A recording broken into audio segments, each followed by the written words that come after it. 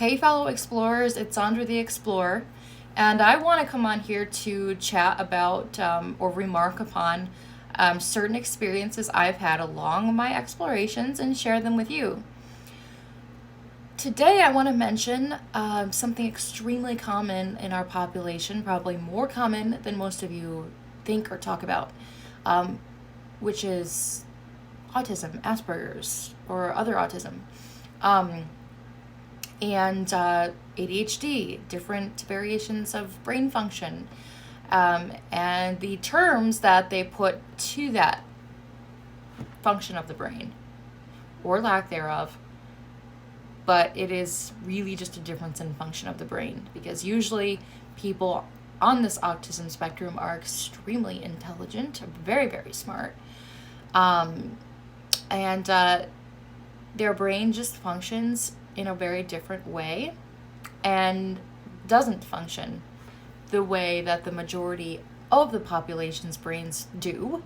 So they put this term to it to distinguish this type of brain function versus what is considered the norm amongst the majority. And what I want to remark on is that I've been reading this book, the book on Elon Musk. Has anyone read that book, Elon Musk? Despite what you may think of him, you have to pick up this book and read it. It is well worth the read. It's very fascinating. And you can learn a lot from it.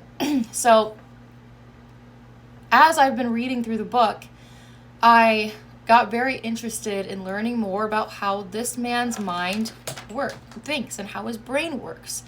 And wanting to know more about, because I've never really watched him before. I wanted to actually see interviews and videos to see and observe how he talks, how he expresses himself, how his brain works, what his the thought patterns are. Just because you can tell when someone's peculiar or special, kind of an oddity, and that's what I thought. I think it's extremely fascinating. So I started watching a lot of his interviews, and a couple of which he mentions that he has autism. I think it's Asperger's. And he's on the spectrum, and how he always had trouble socializing because he could never, ever pick up on social cues.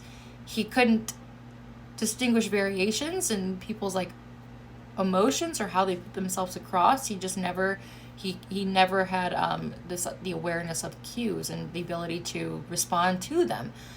And but aside from that fact, I noticed as he was talking about his own autism, that he never seemed to understand that it came from somewhere. Like most people take the diagnosis by the diagnosis, without consideration that there is a reason for it. It has roots. It came from somewhere.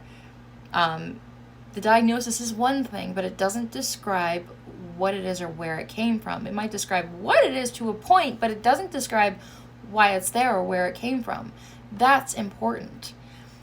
A lot of things people don't understand, they don't have a thorough understanding of, or won't have a thorough understanding of, is is summed up with a term that is can seem like a prognosis almost. People are very intimidated by it. It's like a huge point of limitation, and people kind of get stunned into this singular groove that they can't seem to get out of. They therefore categorize themselves as someone on the spectrum, someone with these limitations, and it's fixed. That's just how it is.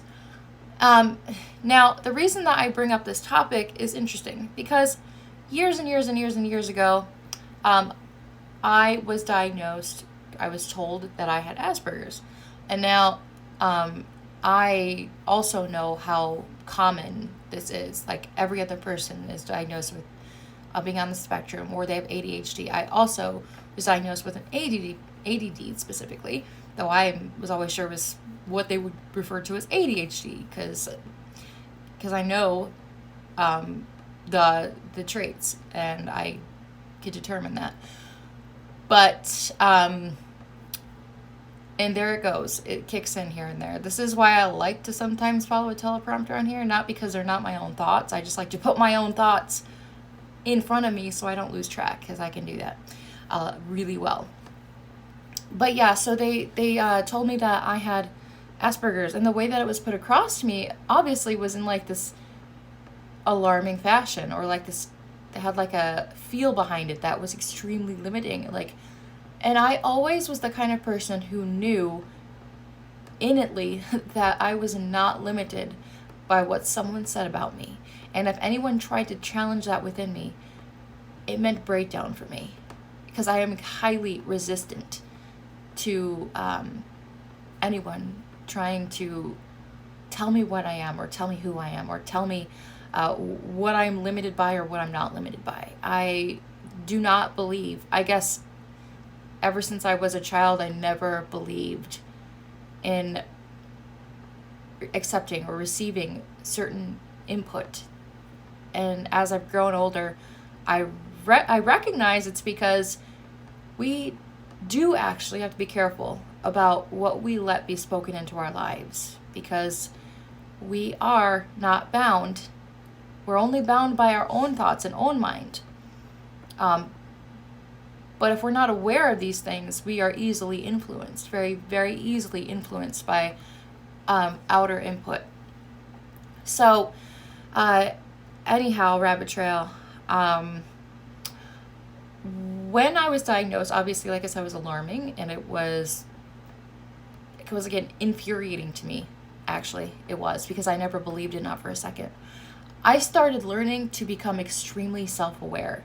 So, very aware of every move I made, every action, every way that I socialized, every way that I interacted with another human being, or more than one human being. I was very aware of habits and little things about me, because when I became extremely aware about myself, then I learned I had the full capability to alter those things about me.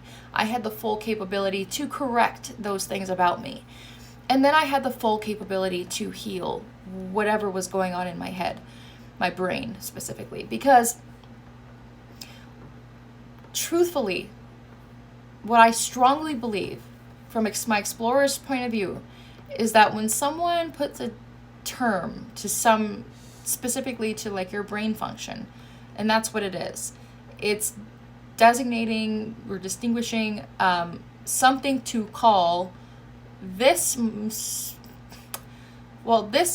group of people, not minority, this group of people whose brains function and differ from what we would consider the norm or the majority of others. But what it really is that it comes from somewhere. These symptoms you might have, that these reactions, these responses you have that may have caused the diagnosis, came from somewhere. They have a root, they have a cause. And it didn't just happen because you have a chemical imbalance or born that way. Chemical might have something to do with it, but don't think that that's it. Because obviously, if there's a chemical imbalance in your brain, there is also a reason why to that, and there's also a root to where that came from. But too often, we take it at face value. Ooh, I have this. Not only do I have such and such, but no, I am such and such. I am this disorder. I am this limitation. But the truth is that it all came from somewhere. And when I was diagnosed with this, I learned to also be aware of my symptoms and where they might have come from. For me, and usually for most, it's from a lot of trauma. Trauma does damage the brain. It does cause damage to the brain. It does cause the brain to function differently.